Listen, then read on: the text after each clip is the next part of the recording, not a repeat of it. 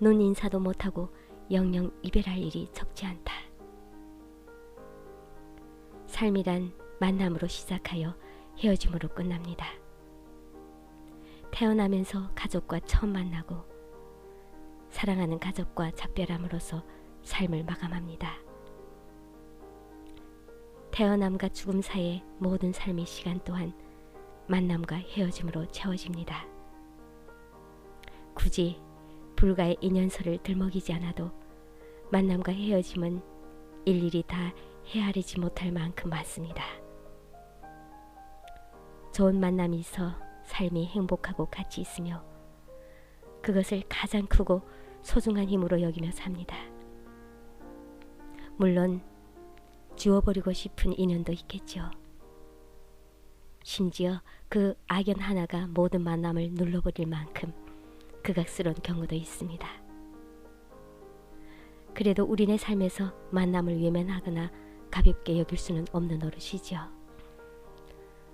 그게 어디 사람뿐이겠습니까? 수많은 사연을 품고 뱉었던 것들이 사라졌거나 떠나버렸습니다. 작별 인사도 제대로 나누지 못하고 말이죠. 때로는 그것들이 추억을 되살리는 제품으로 극적으로 보완하여 사람들에게는 적당한 회상의 행복을 주고 만들어 파는 이에게는 넉넉한 이윤의 행운을 누리게 하는 경우도 있기는 합니다만, 할머니가 차지한 안방에서 난방과 더불어 약간의 조리 기능까지 담당하던 화로는 이제 연속국에서나 쓰이는 추억이 소품이 되고 말았습니다. 겨울방학 때 할머니 댁에 가면 거기에서 밤이나 고구마가 있고 저녁이면 뚝배기에 담긴 된장찌개가 먹기 알맞은 온도로 재가열되던 요술도구였죠. 그 옆에서 할머니가 들려주던 옛날 이야기도 이제는 사라졌습니다. 아무리 스마트폰에서 성우의 멋진 목소리로 듣거나 아름다운 그림책으로 읽어도 할머니 그 따뜻하고 질박한 목소리로 전해지던 긴박감과 안도감을 되살려낼 수는 없습니다. 그래서 할머니와 함께 떠난 화로가 그리워집니다. 할머니 화로를 대신한 건 바로 풍로였죠. 정식으로 실내에서 조리할 수 있는 기구라는 점에서 일대 혁명일 수 있었지만 전기세 아깝다며 여간에서는 틀지 못했던 애물단지였죠. 그래서 급할 때는 라면 끓여 먹기에 그만이었습니다. 석유골로라는 녀석도 있었는데 도대체 그 고약한 냄새 때문에 감히 방 안으로 들어올 수 없었기에 약간은 천덕구르기 신세이긴 했죠. 그래도 명절 앞두고는 방은 아니더라도 마루까지는 진입이 허용되어 온갖 마술을 부려대던 멋진 녀석이었습니다. 거기에서 갖은 전들이 부쳐지고 생선은 노릇노릇하게 구워졌죠. 심지가 그을리면 가위로 조금씩 잘라내어 자꾸만 제 키가 작아지던 모습이 귀여웠는데 이른바 가스레인지의 등장으로 초라하게 퇴장하고 말았습니다. 그래도 그것이 요즘 흔히 사용하는 브루스타의 효시였다고 할 수 있겠죠.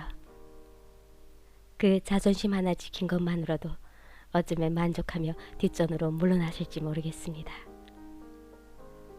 대학 시절에는 타자기가 비밀병기처럼 사용되기도 했습니다.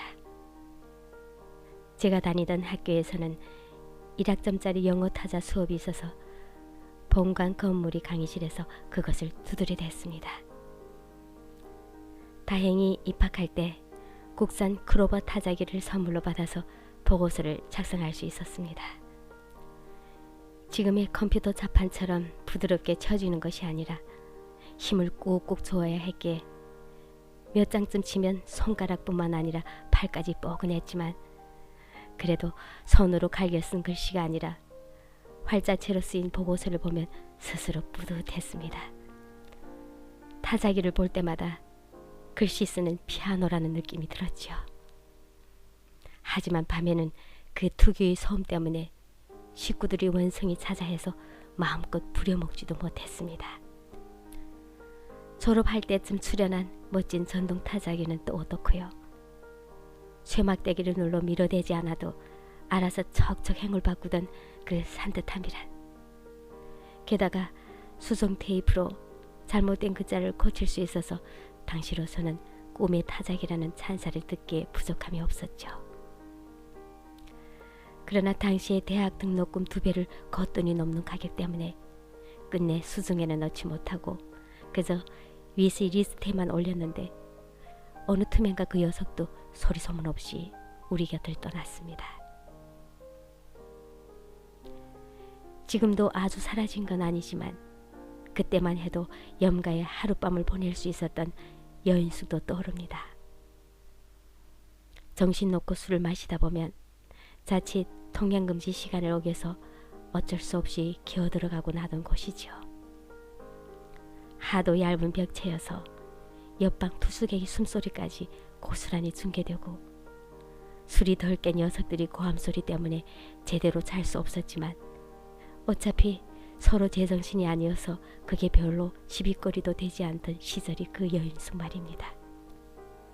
샤워 시설은커녕 세면대조차 따로 없어서 마당 수도에 여럿이 함께 쭈그리고 앉아 찌그러진 양은대에 차가운 물로 세수하던 여인숙 말입니다.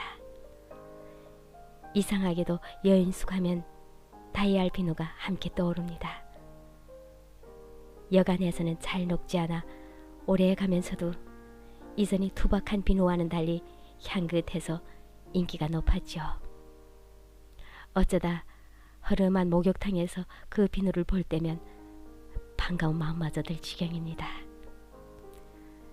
지금은 급하게 돈이 필요하면 카드 쓱 끌고 현금 서비스를 받을 수 있지만 그때는 만만한 게 전당포였습니다.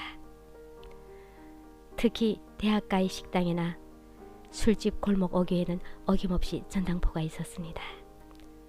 가난한 대학생들이 어디 제대로 맡길 만한 감 나가는 게 있을 까닭이 없죠. 그래도 콘사이스라고 잘못 불리던 영어 사전도 받아주고 외투도 받아주는 묻어남을 지닌 전당포였죠. 그 전당포가 이제는 눈을 씻고서도 찾아보기 어려워졌습니다. 엉뚱하게도 강원도 어딘가 카지노 근처에는 전당포가 성향한다지요. 맡기는 물목도 예전과는 달리 초고가의 물건들이라고 합니다만 아직도 어수룩한 어느 골목쯤에는 지난 시절의 전당포가 초라한 네온사인을 켜두고 있을 것만 같은 착각이 듭니다. 예전에 천안역이나 대전역에 기차가 멈추면 사람들이 허겁지겁 내려가 줄 서서 먹던 가라국수도 사라졌습니다. 그런 역에서는 기차가 의문스럽게 5분쯤 능치고 여유를 부리며 정차를 했죠. 뜨거운 국물에 입천장을 데워도 마냥 좋기만 하던 국수의 맛이란, 특히 밤 열차를 탈 때는 그 맛이 몇 배나 커졌습니다. 그래서 어떤 경우는 그 맛을 즐기기 위해 일부러 밤차를 타기도 했습니다. 지리산에 갈 때마다 시간을 벌기 위해 밤차를 타면 혹시라도 졸다가 그 맛을 누리지 못할까봐 눈 동그랗게 뜨고 견디기도 했습니다. 그 별미도 이제는 더 이상 찾을 수 없게 되었습니다. 어디 이것들 뿐이겠습니까? 하나하나 손가락 꼽으며 찾아보니 그렇게 사라진 우리와 작별 인사도 제대로 나누지 못하고 쫓기도 떠난 것들이 의외로 많습니다. 이제는 우리 곁에 머물다 떠나는 모든 것들에 정식으로 작별하며 그동안 나눠준 행복에 감사하면서 보내줄 수 있었으면 좋겠습니다. 하기는 입맛이 간사해져서 그 국수 먹어도 예전의 그 맛을 느끼지 못하겠죠. 화록은 풍록은 실내에 들여와 남방과 저리 역할을 수행하게 할 엄두도 나지 않을 겁니다. 그래서 어쩌다 만날 일도 영원히 사라졌습니다. 우리의 수많은 추억들이 깃든 그것들이 부재가 새삼 크게 느껴집니다. 그리고 그것들이 어느 순간 살얼음 끝자락에 고개 빠금 내민 수선화만큼이나 그리워집니다. 무엇보다 그것들이 베풀어준 사랑에 고맙다는 말도 못하고 떠나보낸 게 못내 아쉽고 미안해집니다. 그러니 혹여 그렇게 떠나보낸 사람은 없는지 돌아봐야겠습니다. 사물은 되돌아올 수 없지만 사람은 제 마음이 열리고 너그러워지면 되품을 수 있기 때문입니다. 예전에 나의 편협함이나 뻣뻣함 때문에 상처를 줘 그가 떠났는지도 모를 일입니다. 상처를 입게 한 게 있으면 용서받고 그가 남겨둔 상처 있으면 씻어낼 수 있을 만큼 성숙해진 나이도 되지 않았습니까? 때로는 어설프게 되돌린 인연 때문에 다시 상처를 받을지도 모릅니다. 하지만 까짓거 그러면 어떻습니까? 앞으로 살아가면서 새롭게 내 삶에 품을 사람이 얼마나 되겠습니까?